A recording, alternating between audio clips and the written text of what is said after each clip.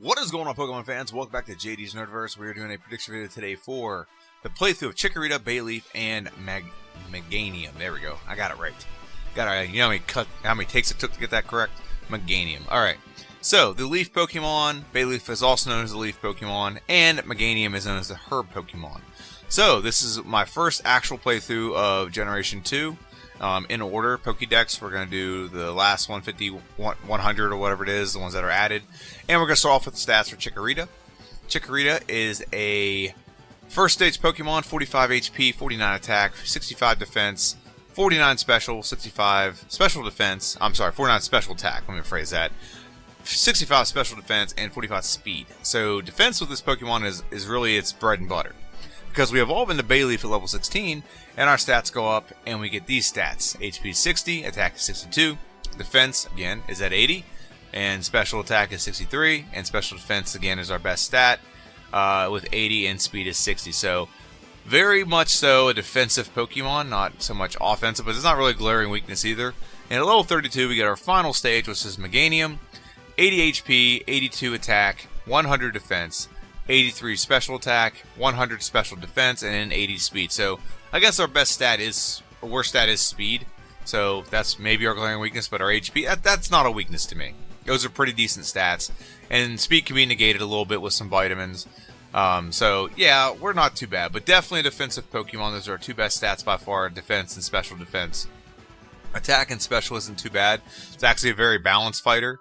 Nothing is a glaring overshot. Like, there's not attack is way better than special attack. So, yeah, not bad stats. Now, this is a really unique Pokemon. It's a mono grass type. The only other mono grass type I've ever played through as is Tangela.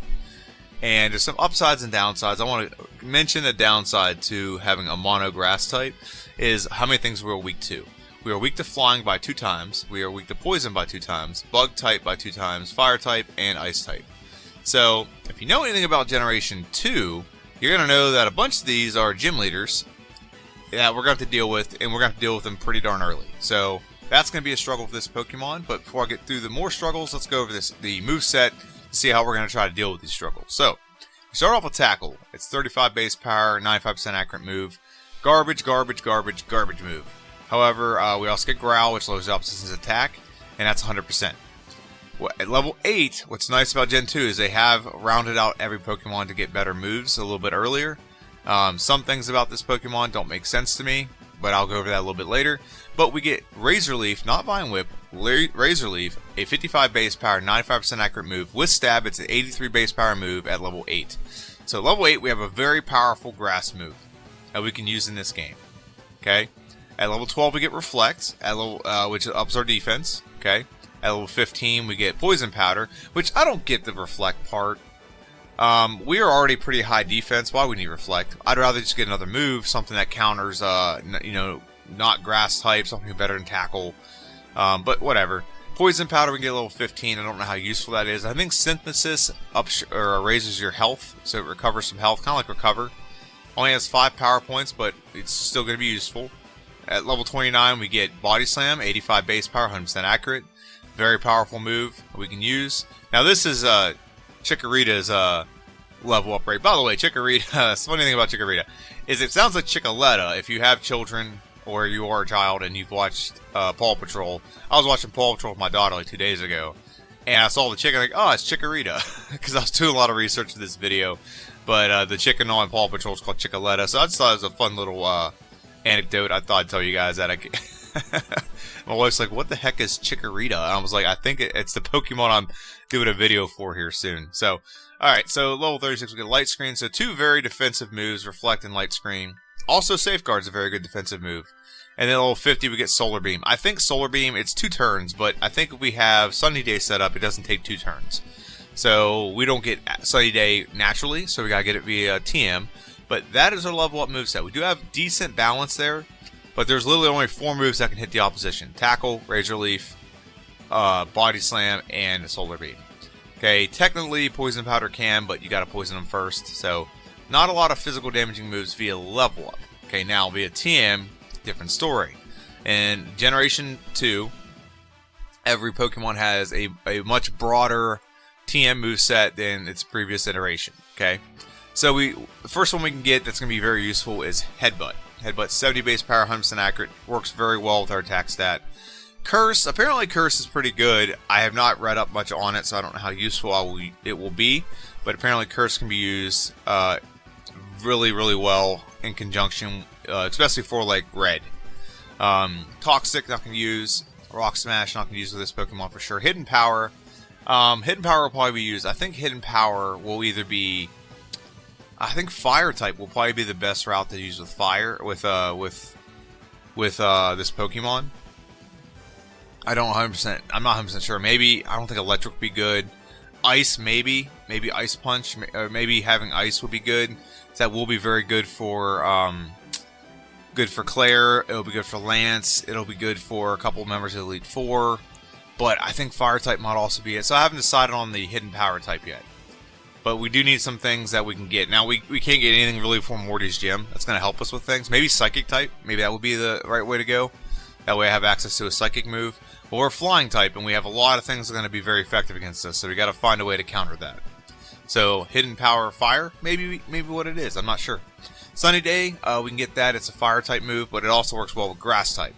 And what it does is, if you do it, it increases not only Solar Beam, but also any Fire type moves. So you got to be careful of that.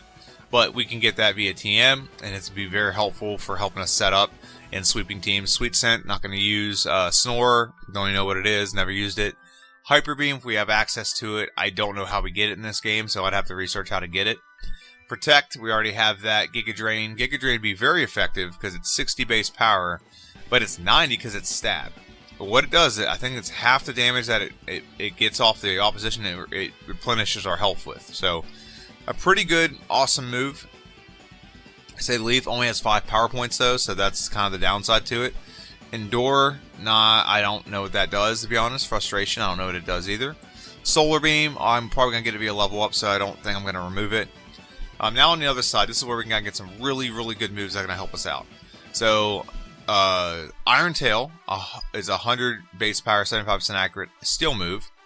Earthquake, 100 base power, 100% accurate. Probably going to use that move. That's a very powerful move to have later in the game. Return gives you X amount of power based on your friendship. So by the end of the game, you're going to have a maxed out Return, really good physical move.